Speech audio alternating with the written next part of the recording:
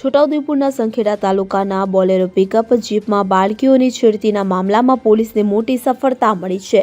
આ મામલે પોલીસે બીજા 3 આરોપીઓની ધરપકડ કરી છે। પોલીસે સુરેશ ભીલ, સુનિલ ભીલ, શૈલેષ ભીલ એમ 3 આરોપીને પકડી પાડ્યા છે।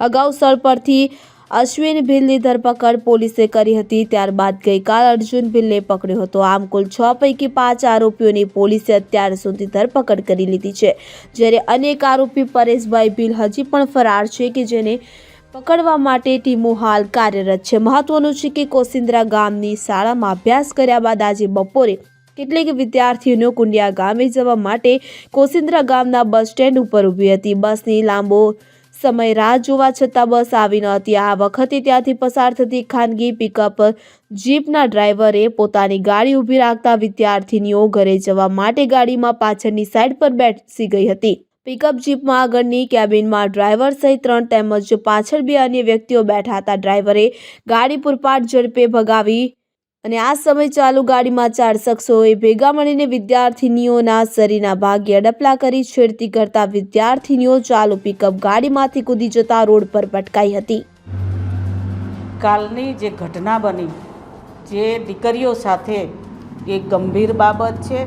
હું એને સખત શબ્દોમાં વખોરી કાઢું છું, કારણ કે અમારી દીકરીઓ જે સ્કૂલમાં જ ગઈ હતી અને સ્કૂલેથી ઘરે પરત ફરી રહી હતી, એમાં જે ગુનેગારોએ કૃત્ય કર્યું છે, આ ખૂબ જ ગંભીર બાબત છે। આ અમારી સરકાર દીકરીઓને ભણાવવા માટે, દીકરીઓ ભણીને આગળ આવે એના માટે કટિબદ્ધ છે। ત્યારે આવા લુખ્ખા તત્વો, ગુનેગારો જે આ કૃત્ય કર્યું છે એ ખૂબ જ ગંભીર બાબત છે। આવા ગુનેગારોને કડકમાં કડક સજા થાય, એને કોઈ પણ સંજોગોમાં સાંખી ના લેવાય એવી અમે ડિપાર્ટમેન્ટ સાથે વાત પણ કરી છે। અને આ દીકરીઓ જે થોડી ઘણી નાની મોટી ઈજા થઈ છે એ જલ્દી સાજી થાય એવી પ્રભુને પ્રાર્થના કરું છું।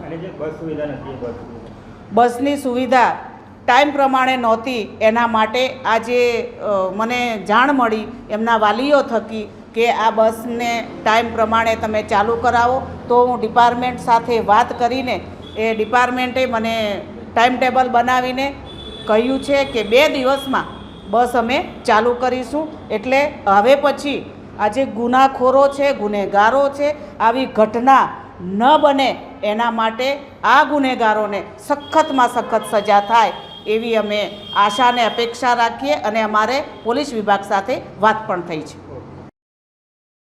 સઈદ સોમરા સાથે CN24 ન્યૂઝ છોટાઉદેપુર।